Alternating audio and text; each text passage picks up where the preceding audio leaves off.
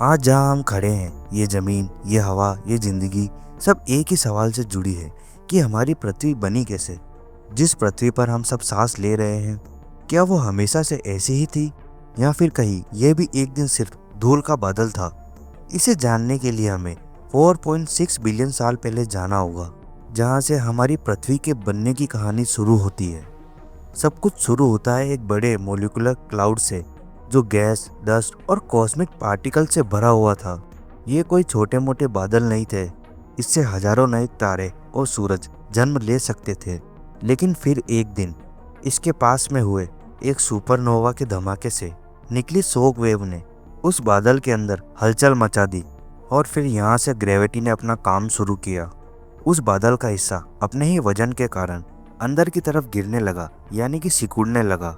जैसे जैसे ये हिस्सा सिकुड़ता गया, अंदर का टेम्परेचर बढ़ता गया, और इसी गर्म और डेंस कोर से जन्म हुआ हमारे सूरज का और उसके आसपास बचा हुआ गैस और डस्ट। उसकी ग्रेविटी की वजह से उसके आसपास घूमने लगे, जिसे प्रोटोप्लैनेटरी डिस्क कहते हैं। इस डिस्क के अंदर छोटे छोटे धूल के कण आपस में टकराने लगे और चिपक कर बड़े बड़े टुकड़ों में बदलने लगे। वक्त के साथ इन्हीं टुकड़ों ने एक दूसरे से जुड़कर बड़ी बड़ी कॉस्मिक बॉडीज बनाई, जिसमें हमारी पृथ्वी भी मौजूद है। लेकिन ये प्रोसेस इतना सिंपल नहीं है। हर छोटे पार्टिकल्स और पत्थर ग्रेविटी की वजह से एक दूसरे से टकराते। यही टकराव और हलचल लगातार करोड़ों साल तक चलती रही। तब जाकर कुछ टुकड़े मिलकर मजबूत और बड़ी बड़ी कॉस्मिक बॉडीज बनने लगे। लगभग 1 करोड़ साल बाद एक रॉक का बॉल, जो साइज में बड़ा होता गया, उसका नाम पड़ा प्रोटो अर्थ। लेकिन उस वक्त की पृथ्वी आज की तरह बिल्कुल नहीं थी। ना समुंदर थे, ना लाइफ, ना ऑक्सीजन। बस लावा था, आग के तूफान थे, और एस्ट्रॉइड लगातार अर्थ पर गिर रहे थे। और फिर हुआ एक बहुत बड़ा टकराव। एक मंगल जितना बड़ा प्लेनेट थिया प्रोटो अर्थ से टकरा जाता है। इसका नतीजा ये होता है कि पृथ्वी काफ़ी हद तक पिघल जाती है, और इन दोनों प्लेनेट्स का एक बहुत बड़ा हिस्सा अलग होकर स्पेस में घूमने लगता है, जो कई करोड़ों साल बाद चांद का आकार ले लेता है। वैज्ञानिकों का मानना है कि यह टकराव सिर्फ चांद बनने के लिए नहीं था। इसने अर्थ के घूमने का तरीका, उसका टिल्ट और उसके क्लाइमेट पर भी बहुत गहरा असर डाला। जब बड़े बड़े टकराव खत्म हुए, तब अर्थ धीरे धीरे ठंडी होने लगी।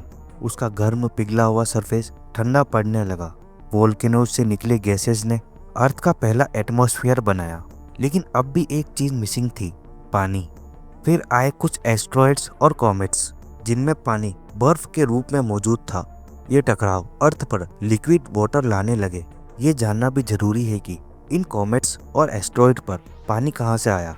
इसका जवाब छुपा हुआ है सोलर नेबुला में, वही क्लाउड्स जिससे सूरज और बाकी ग्रह बने थे। उस गैस और डस्ट के क्लाउड्स में आइस क्रिस्टल्स भी होते थे। वही बर्फ का कुछ हिस्सा एस्ट्रॉइड और कॉमेट्स के अंदर था।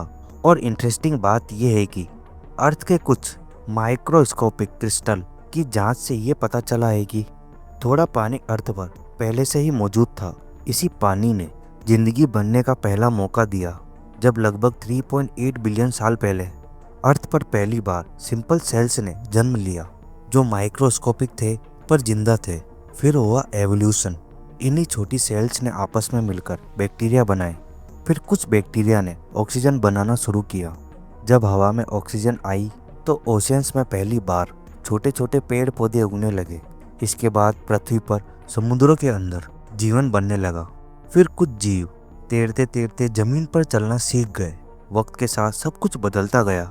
कुछ जीव बड़े होते गए, कुछ नया रूप लेते गए, और फिर आए डायनासोर्स। इसके बाद पृथ्वी पर मैमल्स बने, जैसे बंदर, शेर, और फिर हम ह्यूमंस।